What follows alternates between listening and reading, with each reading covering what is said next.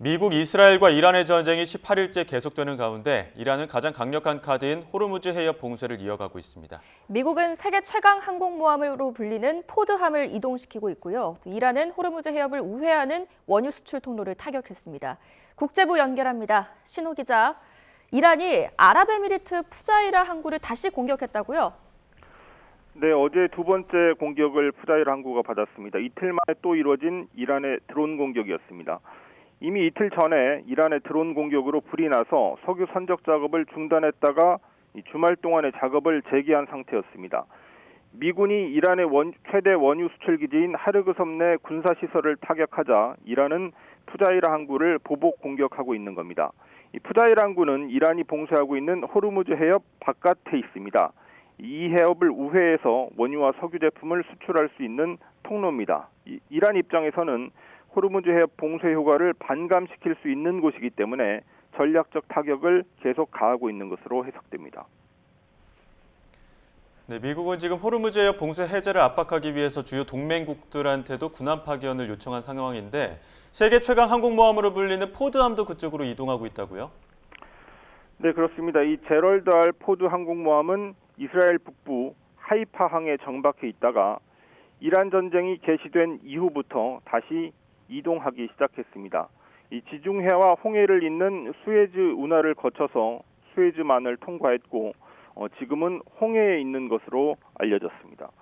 이 미국의 세계 최강 항공모함이 호르무즈 해협에 점점 가깝게 다가가고 있는 움직임입니다. 이란의 이슬람 혁명 수비대는 그제 성명에서 이 제럴드 알 포드 항공모함의 이동 경로를 언급했습니다. 이란 공격에 동원된 포드함이 홍해에 있는데 이 항모를 지원하는 홍해 주변의 모든 물류 서비스 기지가 합법적 표적이라고 주장했습니다. 제럴드 포드함이 기항할 것으로 보이는 사우디아라비아의 제다 항구를 구체적으로 지목했는데요. 이 혁명수비대는 이달 초에도 제럴드 포드함을 감시하고 있고 사거리 내에 들어오기를 기다린다고 경고한 바 있습니다. 미국의 이란 하르그섬 폭격 이후 호르무즈 해협과 그 주변 시설에서의 공방이 더욱 치열해지고 있습니다. 네, 때문에 전쟁 장기화에 대한 우려도 커지고 있습니다. 이런 가운데 미국과 이란의 직접 소통이 시작됐다는 보도가 나왔네요. 네, 미국 온라인 정치 매체 악시오스의 보도입니다. 지난 2월 28일 양국 간 군사적 충돌이 발생한 이후 처음으로 이루어진 직접 소통이라는 의미가 있다고 전했는데요.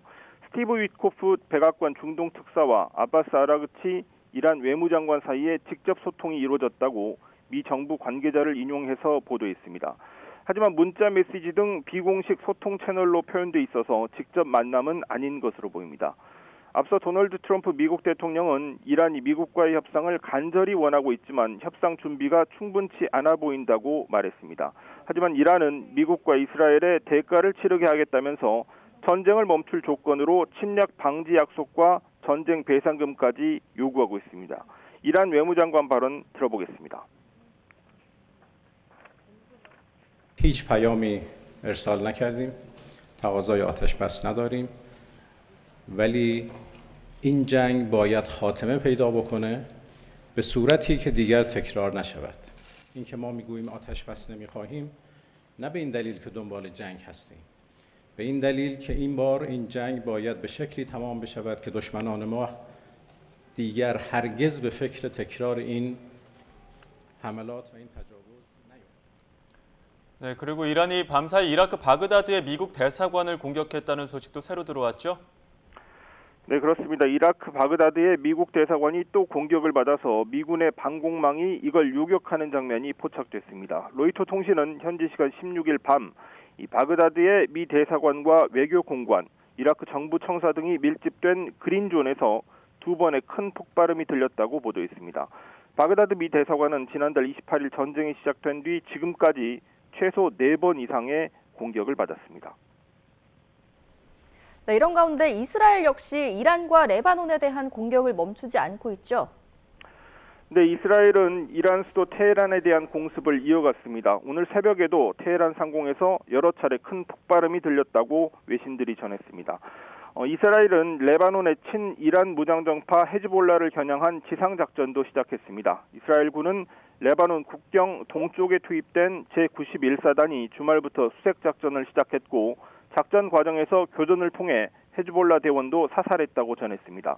레바논 당국은 이스라엘의 공격으로 지금까지 어린이 110여 명을 포함해 886명이 사망하고 2천여 명이 다쳤으며 피난민이 100만 명이 넘는다고 발표했습니다. 지금까지 YTN 국제부에서 신호입니다.